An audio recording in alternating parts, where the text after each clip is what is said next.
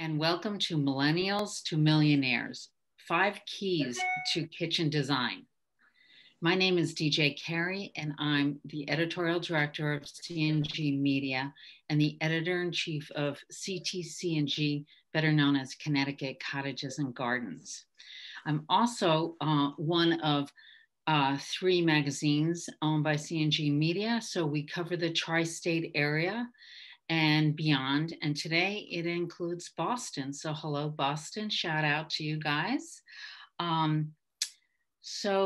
These days the kitchen, and I love talking about kitchens, but the kitchen has become much more than a food preparation space. Because of COVID, this space has had to kind of be more flexible than it's ever had to before.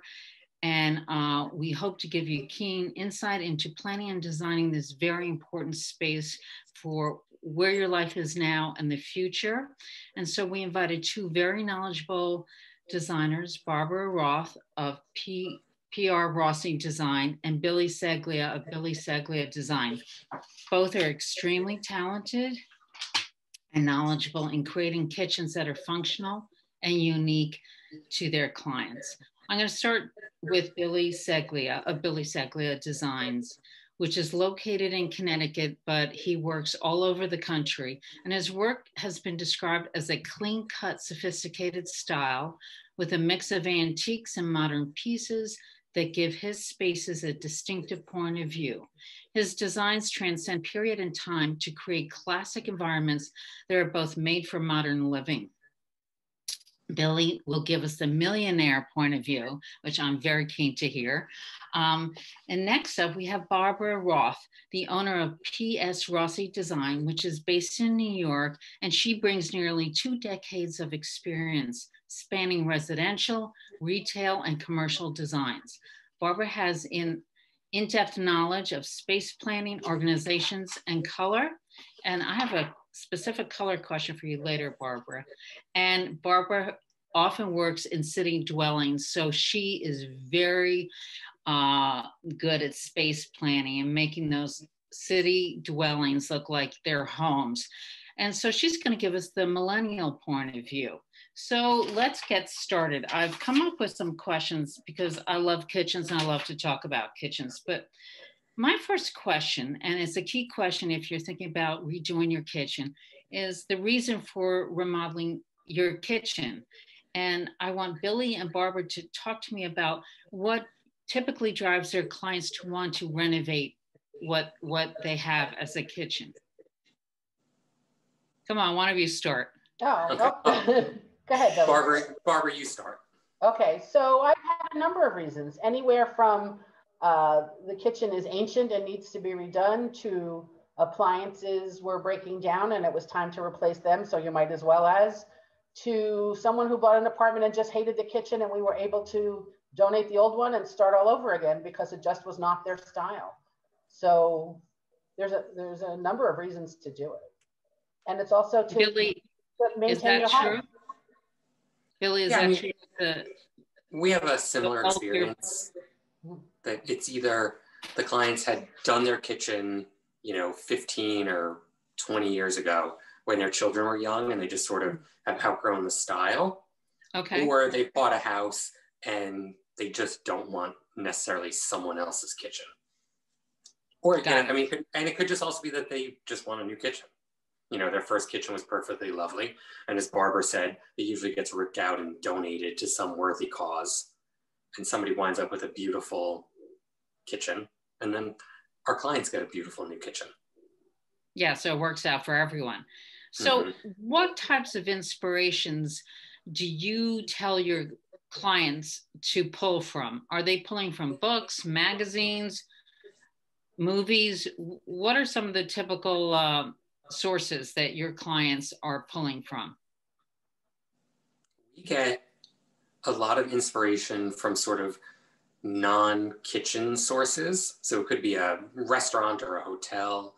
The 3 sort of classic inspirations for kitchens to this day are the Something's Gotta Give kitchen. People still love white cabinets and black granite countertop, honed, of course.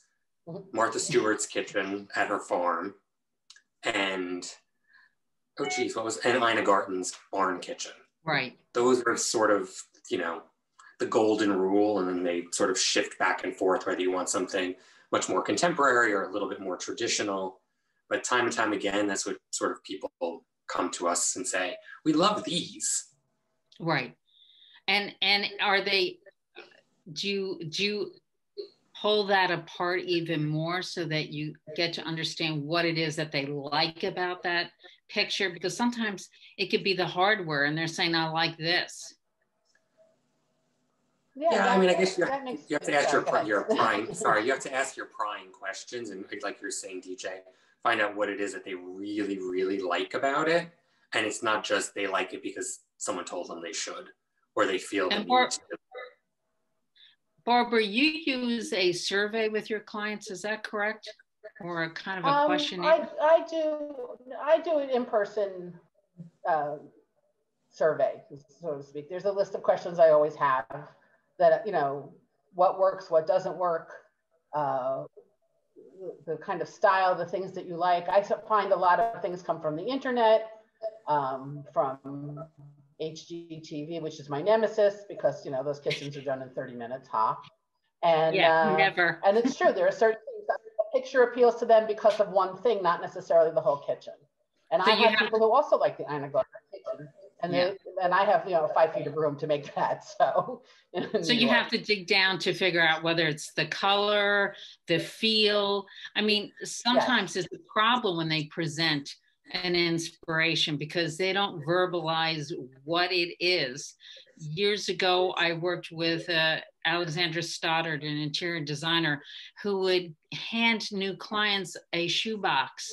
She said, for a week, I want you to pull everything you love. It could be a candy wrapper, it could be a color, it could be a postcard. And then she would get the box after a week, and they would dismantle the items in the box to see what it is about the item they chose that they liked. It could be texture, it could be the color, it could be just scale. It's interesting to get those inspirations, but it can be scary. Well, I think the in-person is so important. It's so difficult now because sometimes you're going into their home and you see the things that they like, even if they're going to redo it. You'll see something that they're collecting or colors that they like, or they'll tell you, I did this color and I hate it and I never want to see it again. And just talking to them, whether they're really cooking or they're using Blue Apron or they're just ordering in and they just want a stove or a refrigerator and a big table in the middle. So there's all different influences. I think it's a multi conversation. Yeah, no, you have to really sort of get to the heart of what it is they do and how they live. Because of course, everybody, especially in suburbia, wants the giant 48-inch range, and they think that they need 700 different pots and pans, and we need this. What are you talking about? And it's like, nobody cooks. Yeah. And, as someone who does cook, you do realize, like, no, you really only need like 2 pots, 2 pans, and a roasting pan. So you don't need these walls of crazy pot storage that you're only spending money to fill that no one's ever going to see. So it's also sort of like reining the clients in. And then one thing that I've noticed is that clients, go ahead. Oh, sorry. Is that clients, I'm thinking back, they come to me now with very, very, very specific design details and functional details. Like Barbara, I'm sure that everybody and their mother has shown you the big drawer that pulls out with all the utensil crocks set into it. Yeah. Like everybody wants that. Nobody's that organized. It's like, oh, we're going to be super organized. Or like the paper towel holder set in place of a drawer slab. Right. They're like, I have to have this. And then it's your job to work through why they can or can't have it. Or you go back and visit that kitchen months later and you see that they don't use it because it takes too much time to insert the roll into the drawer. Right. Nobody's figured out how to get it in or out. Right. So we always do. You can see in this picture, we always do the urban archaeology $1 million paper towel holder. It's very easy to use. Just pull the sides and the paper towel holder, the paper towel drops out. Wow. So I think with successful kitchen design, one of the keys is function. is how the space should function and why the present kitchen doesn't function. And it's funny how sometimes what the client says is not working is not really the issue. Again, you have to dig deeper, but can you guys talk about functions in a kitchen and what you guys have kind of seen or have happened with your clients? Barbara? I find it's organization. Sometimes it's that they have the 5,000 pots that they never use, and they have to move all of them to get to the 2 pots that they do. And so, but then there are people who host holidays, so there has to be a place to put that stuff that you use twice a year, and it doesn't need to be in the top drawer right next to the stove. So that's often the times is that they have too many things in too small of a space, and so it's work to get everything out to use the kitchen properly. And now with homeschooling and working from home and everything else, it really becomes a command center. So you need to be able to clear the counters and do other things and have a place to have a Zoom meeting and not necessarily, go hide in the closet to do it. So are you still seeing what we used to see in the 80s, those appliance garages, or is there a newer form of that? There are newer forms, there are newer mechanisms so that the doors lift up like a garage, an old-fashioned garage door, so the whole door lifts up and it slides back.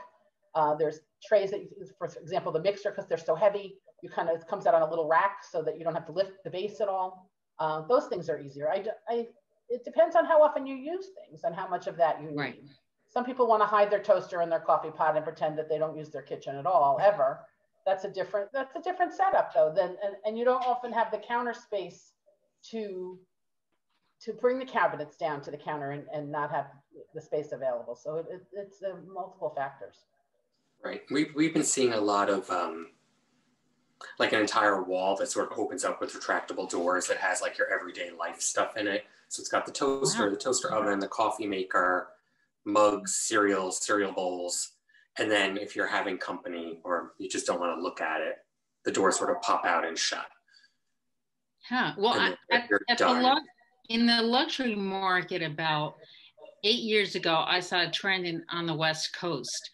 That was the prep kitchen and the regular kitchen. And now I'm seeing that come in at the luxury level where you're seeing the prep kitchen, which is fully equipped with every piece of equipment you need to cook a meal. And then the entertaining kitchen is more dramatic. It has appliances, but it's made for more entertaining or sitting and eating versus the dirty dishes in the sink. Listen, Barbara can attest to this. The Italians have been doing that for years. You have your nice kitchen in the basement where you make the ravioli, and the upstairs kitchen is just for show. So are you seeing that at the luxury level, Billy? Are you seeing that in the States or with your clients?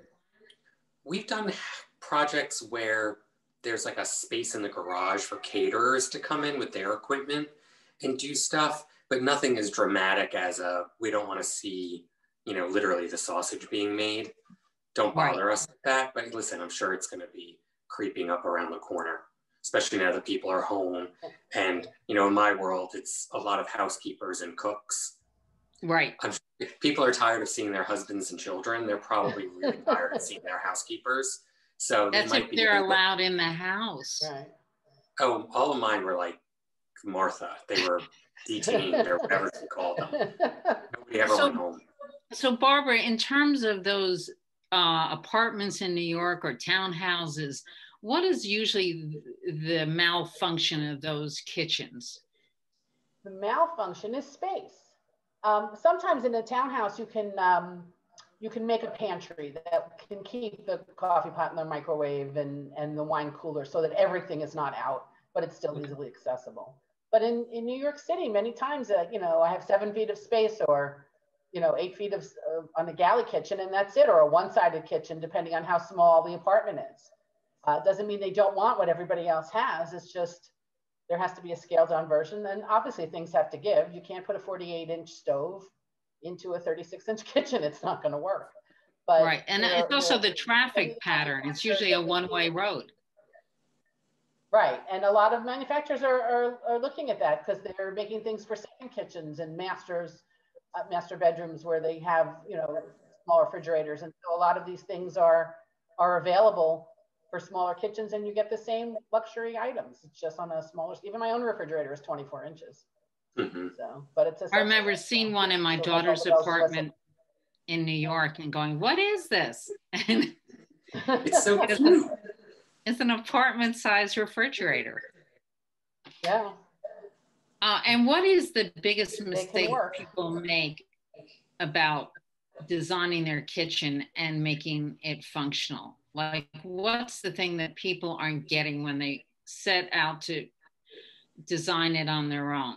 Like, why doesn't it function? Is it placement of? Yeah. Go ahead. Yeah, it is. It's placement. It's space planning. It's not looking to see if the refrigerator will open or the door to the oven will knock into something, or just having a workspace in the right place. That maybe if you flip the dishwasher, the whole kitchen will work better. Or, you know, sometimes it's not a major change, but it changes things majorly. So it's just planning and knowing how things work. Right. In my case, I think it's a lot of people not really looking at the way that they live, for better or for worse, and just wanting the picture. Like, wow. Here's what it looks like in the picture. You know, their range is right in the middle of the wall, and they have all of this other stuff, and it's like, right, but that's a picture of a showroom. Right. They don't have, you know, a staff and 3 kids and 4 dogs and a husband who doesn't put his mug in the sink. Like, we need to sort of sit and think through all of that stuff to make sure the kitchen always looks like a showroom at the end. Right. Or at least not like a disaster area. Like, why'd you waste the money? And if it's easy to find the storage for the thing, it will be put away. Right. If it's not designed to store things, it will not be put away. It's true. And so you kind of have to work backwards with your clients. I would assume that you have to, like, almost watch them for a day in that space to see what their quirks are. You know, be a fly on the wall, I say. Yeah, sometimes you open a cabinet and you see things stacked that are just not together, but you know, those are the things they use all the time. So, you know, those are the things that are going to take priority. Interesting. So when you're entering a kitchen project, besides the reason for renovating, the inspiration, function, the fourth thing that you have to really think about is how to make the actual gutting and creating and building the kitchen streamlined and smooth. And part of that is, how do you build a team that works well together so that the project runs smoothly and is not held up because one person, you know, isn't there to install, you know, the oven. So what goes into creating a team? Making sure you only work with people you've worked with before, and don't let the clients hijack it saying, oh, my sister used this guy. Because even if he's great, it's that guy that is the wrench in the works. You know, you have to work with people that know how you operate and how quickly things have to be done to get it done. There can't be some random tile guy. And do you set up the actual schedule, Billy, with your clients and your team? Is that something that you as a designer do and handle so that everyone is on the same page? I mean, we try to put together a rough timeline. I don't want to be the one guaranteeing that it's going to be done for Thanksgiving. Okay. So I just let the contractor or whoever's like leading the construction part of it put that schedule together, because they also have a little bit more pull with, you know, the trades that are involved. And then who coordinates that timesheet with the client? Is that you? We do it we literally do it as a team. It just gets sent out and says, here's what's happening. And here are the dates. And if you don't like something, let's talk about what we need to adjust to make it happen. You know, if we're getting slabs flown over or put on a boat from Italy and you need this for Thanksgiving, we're reselecting. Let's go to the Marble Yard and see what they have in stock. Right. You know, we love Cambria. And also to work on the schedule and say, listen, you need to pick a tile. Here's your 3 choices. You need it by a certain day. Otherwise, the guys are standing around not installing anything. And if you want it for Thanksgiving, then you have to adhere to the client. The client has to adhere to making choices. So that kind of moves them along too, because it's their goal to get it done by a certain time. So at that initial meeting with the client, do you guys propose a contractor that you typically work with, or is that a given that you bring your own contractor? It's not always a given. Okay. Sometimes you end up working with somebody whose sister used them too. But if you start in the beginning with a good plan and working together on the schedule so that it's reasonable, you know, it's not going to be 30 minutes. It's not HGTV. This is what we need. We need 3 weeks for this and 2 weeks for that. And you're all in it together. And then you can hope and pray that they're going to adhere to it. But you don't pay. Well, you're managing that. An hour. If something's going to take 1 day, I always give it 3 so that I'm not, so that the client's not disappointed. And if something comes up, and something always comes up, it doesn't push the entire schedule out of whack. Right, you have to build in a little bit of a cushion no matter who you're working with. And just you know from the beginning, even if, like Barbara said, you're working with people you've never worked for before, how it's going to go down. And how do you know it? You can smell it. It's true. It's true. I mean, listen, I walk out. What are some of those tip-offs? I don't know. You just know. I mean, I guess being in this business for so long, you know. I've left meetings and called clients and said, I know that this is what they told you, but let me lay out exactly how this is all going to happen. And 99.9% of the time, I'm right. Wow. Yeah. And Barbara, you have the lowest bidder, and he said, but it's always, it's usually, I went with the guy, he was the least expensive, and he's going to do it the fastest. No, he's not. I'm telling you right now, that's not how it's going to happen. So you have to be realistic, and you have to be able to talk to the client and explain to them and be truthful with them. There's no point in hiding it or pretending it's going to be what they want. It's not going to happen. They're just disappointed. Right. How often do you guys need to manage expectations throughout a project like redoing a kitchen? Daily, sometimes. So people should expect that, you know, these kinds of projects have daily problems or bumps in the road. It's especially if the clients are the ones that want to go every day and see what's happening, and demolition is quick, and that's great. And then the plumber comes, and then somebody has to inspect it. And so, you know, you stand around waiting for the inspector and nothing happens, and they get upset. But if you go back to your first schedule and it says, we gave this a week to happen and it's only day 1, we have to wait for the guy to show up, then right. And we also have to remember that there's huge amounts of money spent on a kitchen, probably more than any other room in the house. And that's stressful for the clients. They're saying, oh my God, we're shelling out, you know, hundreds and hundreds of thousands of dollars, and suddenly nothing's happening. Right. Like, why is it? Well, right, we're giving the plumber whatever, $30,000. Why isn't he here now? Why isn't he working? And it's like Barbara said, well, we're waiting for the town to come and inspect. So he did his job, and now we just need to wait till we move to step 2. And hopefully so all those permits, that's also something that people don't expect. And that's something that you guys, with your knowledge, know up front what's going to be needed when. Is that correct? Yes. Yes. And it's also, if you're in the city, no matter what building you're in, it's board approval, managing agent approval, and getting all their the contractor's documents, which is not up to us all the time, but it's taking up time till they get their paperwork in, and proof that they're insured, and proof that you're insured, and you know, all these things. So it adds time where nothing's happening. Right. And then in suburbia, it's also the town that you're working in, and how big their building department is, and how cranky the building inspector is. Because, you know, I work in a lot of very small towns where there is one building inspector. And if he's not in the mood, he's not in the mood. So you could be like, he'll call you and say, oh, I'm not in the mood to come today. I'll come in 2 weeks. All right. let's move on to the biggest pickle of redoing a kitchen, and that's budget.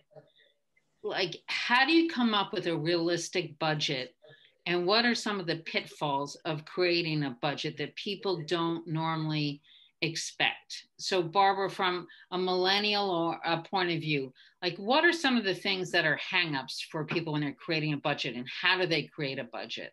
I think that they don't realize the labor costs, especially in the city where days are short because you're not allowed in before 9 and you have to be out by 4:30. So that what 2 days in the suburbs takes 5 days in the city. So that there's the added expense of that. They don't have a realistic idea of appliance costs. They look and they see, oh, I want that stove. Well, that stove is $5,000. Do you still want it? No, I have no idea. So you have to give them a good, better, best idea. There's wonderful places in New York and Connecticut too, I'm sure, where you can send them to go look at appliances or go with them depending on how much time you're expending on the project, so that they can look at 2 things and see the difference and say, oh, I want to spend the money on this, or I don't want to spend the money on this. I'd rather put it into something else. There's a number of things like that. And Billy, from the wealthier point of view, I mean, is money an object? Do they actually come up with a budget for these types of projects, or are you just told to go and get it done?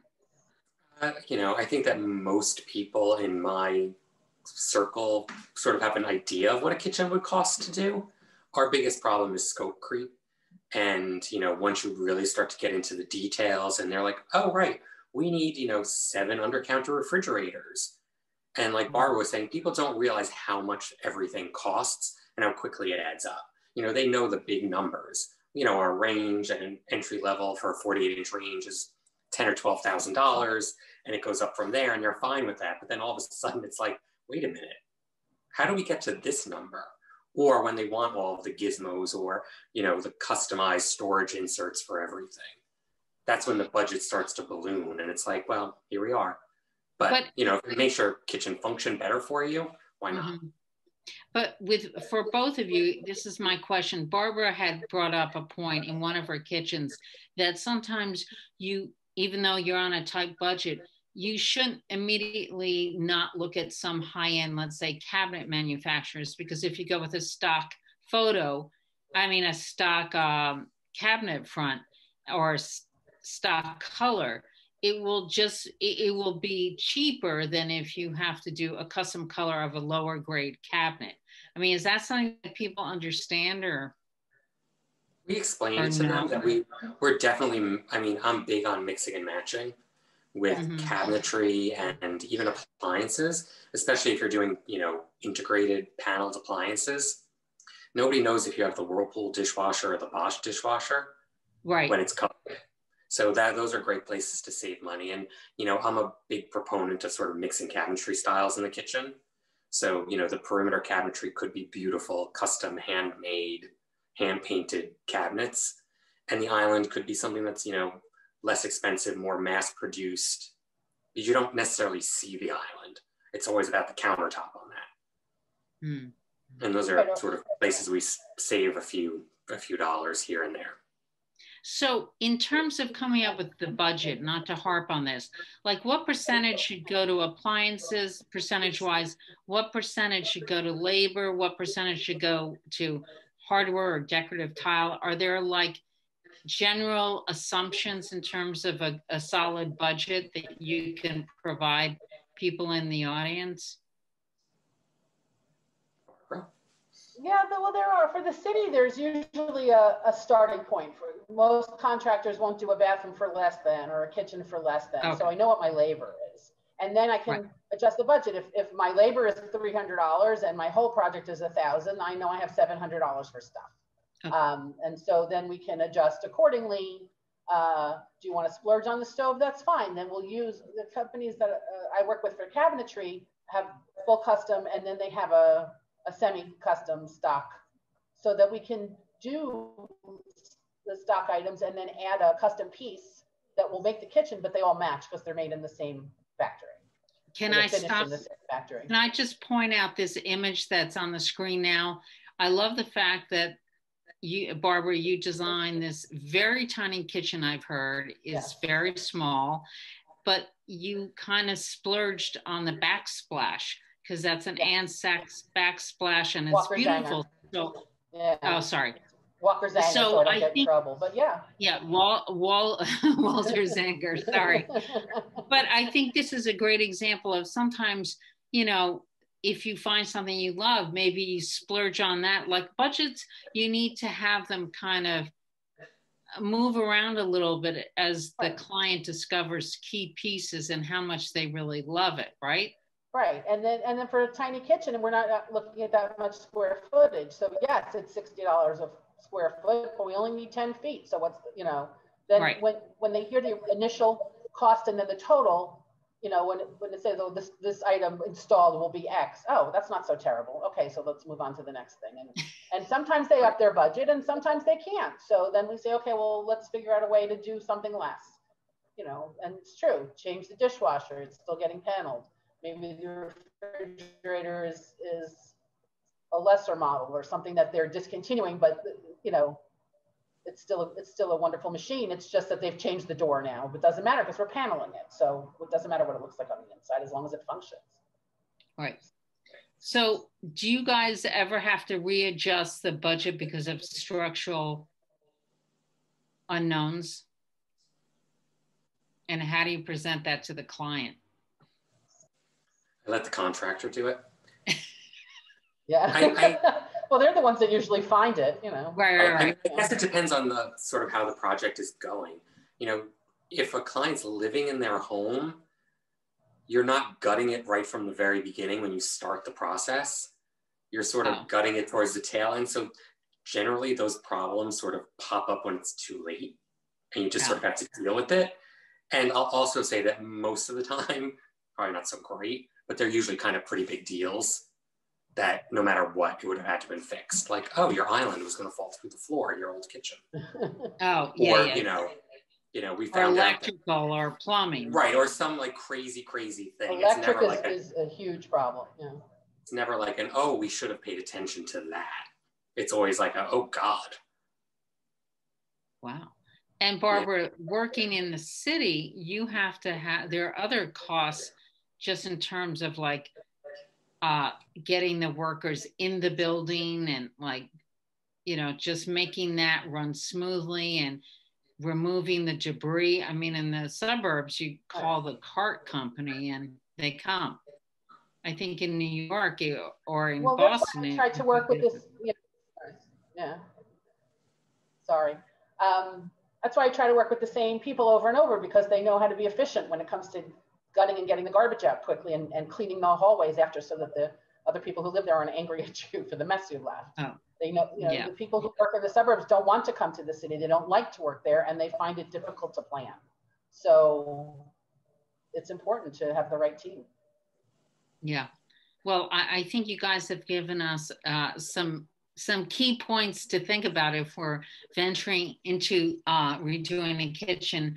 And I would say, having done a kitchen myself, I would always hire a designer because even though I'm in the business, let me tell you, I design myself into a corner.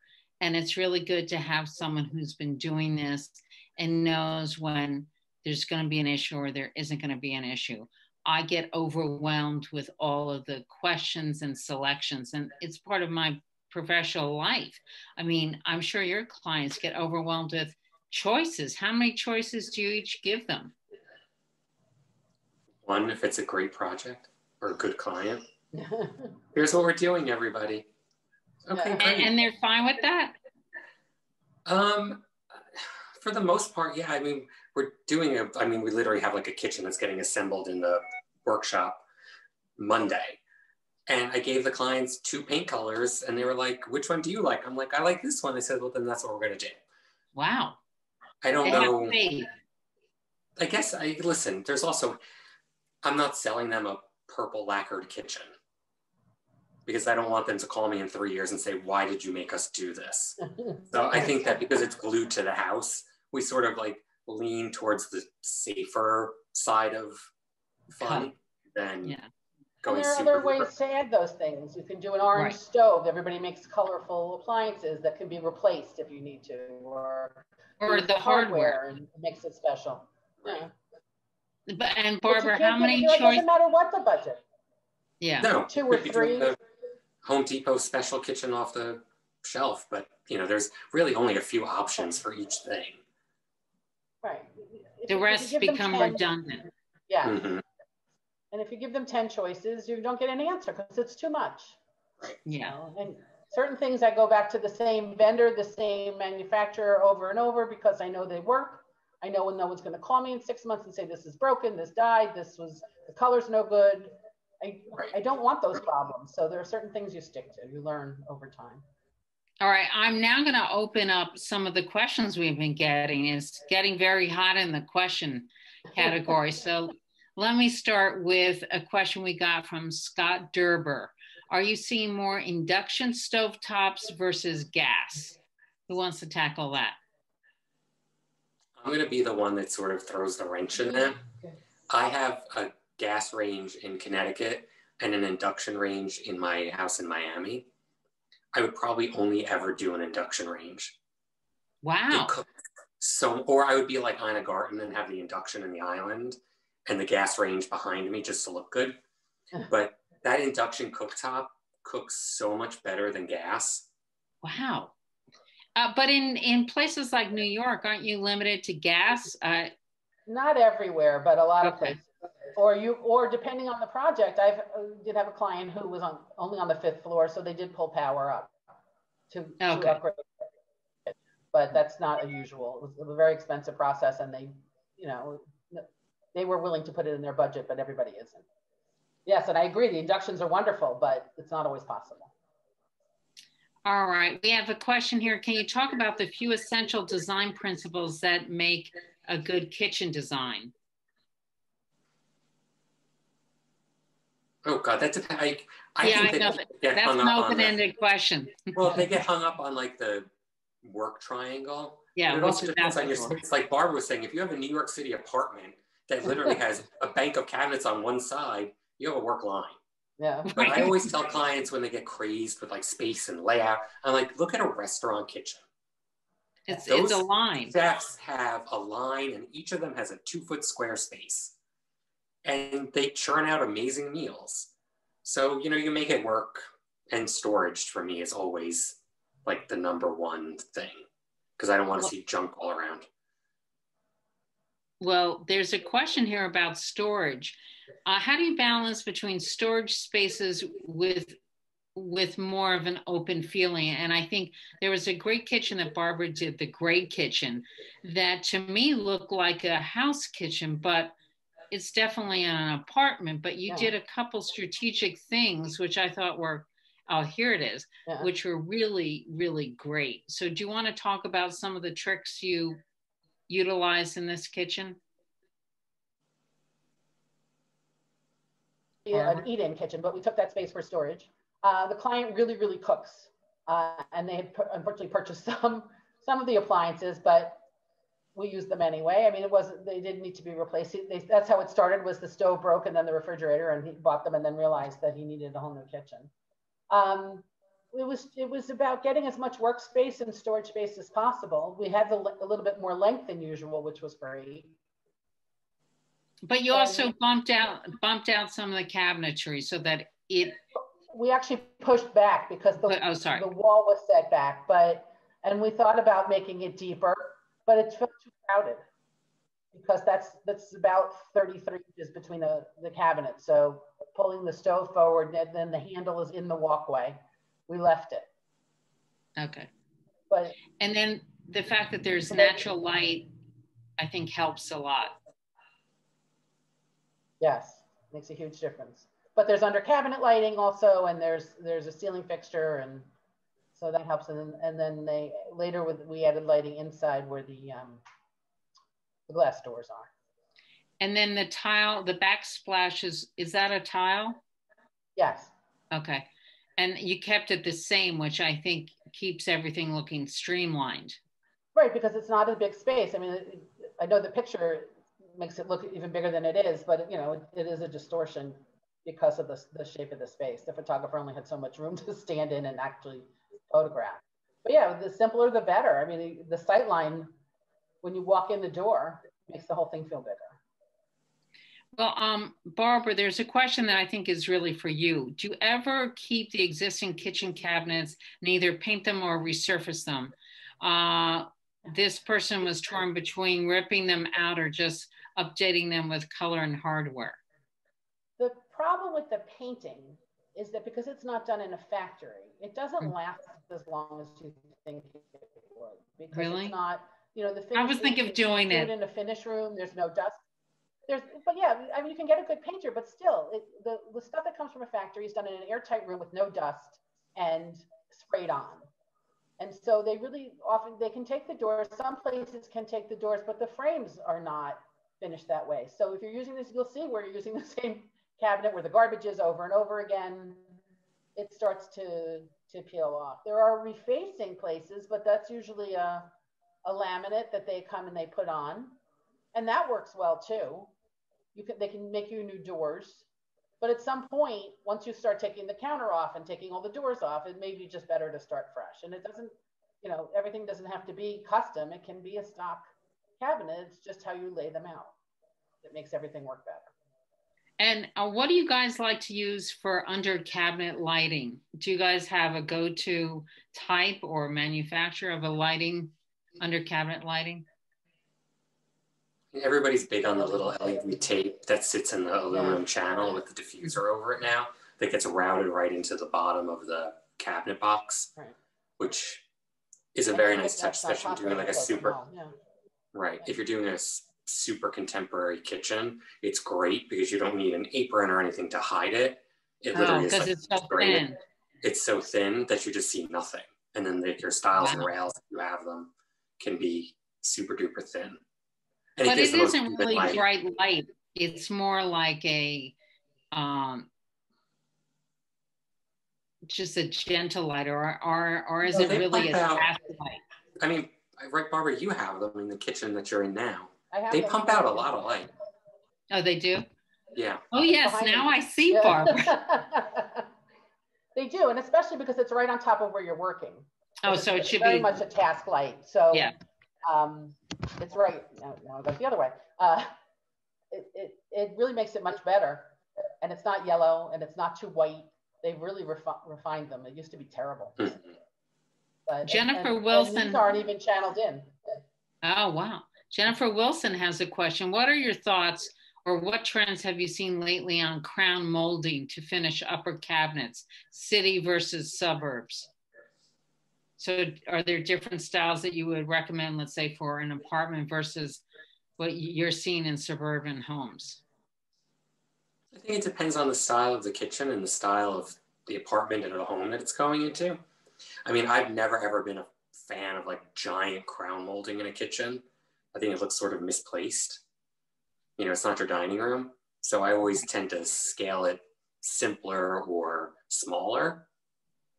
And I'd rather have taller cabinets. They get dusty.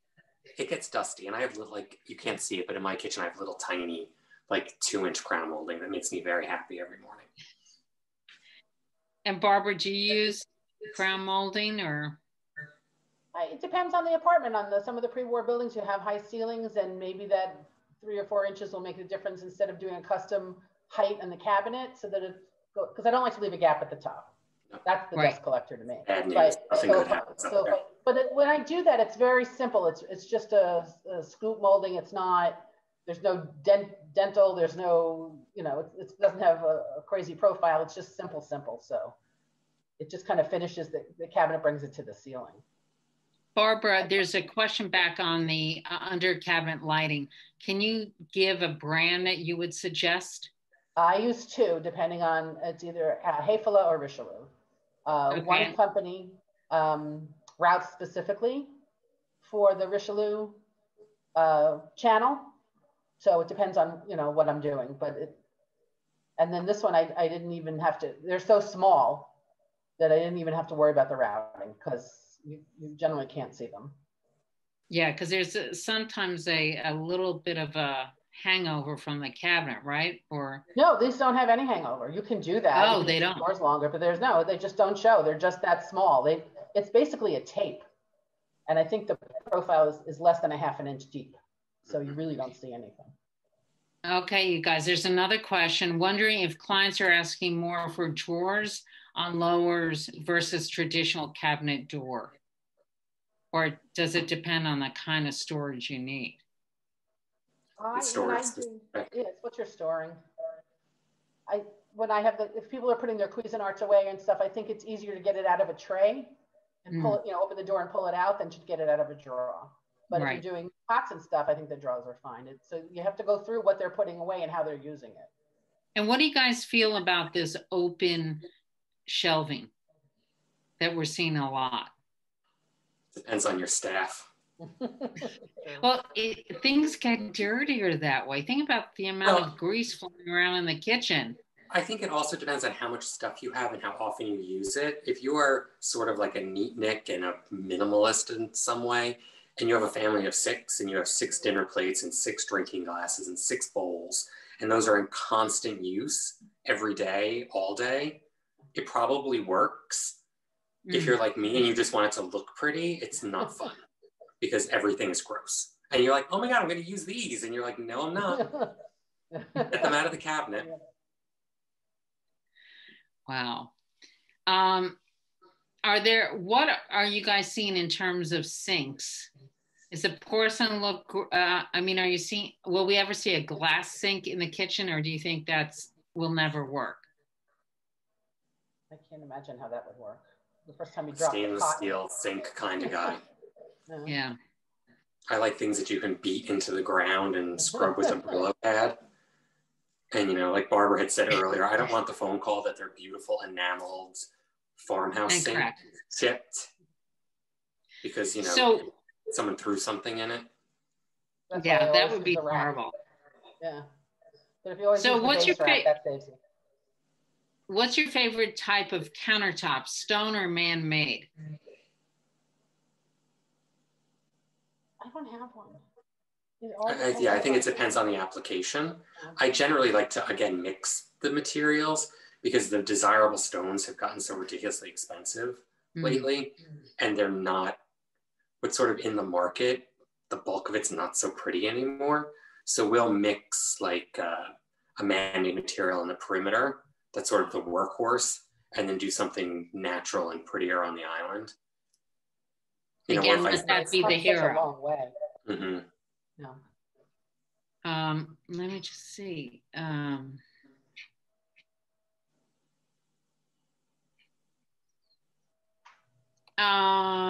I think that's about it, you guys. Well, thank you for giving us all this information. And you know what? I was hoping I would learn something, and I did, because embarking on a kitchen renovation is always bigger than what you think. And it's always a little scary and daunting. So I do think it's always good to have a designer. So thanks to all you guys who tuned in. I hope you got some worthwhile information. And thanks for coming to the Boston Design Week. We love seeing you, and, reach out to us if you have additional questions or any concerns. But thanks so much, you guys. Thank you. Thank you, Barbara and Billy.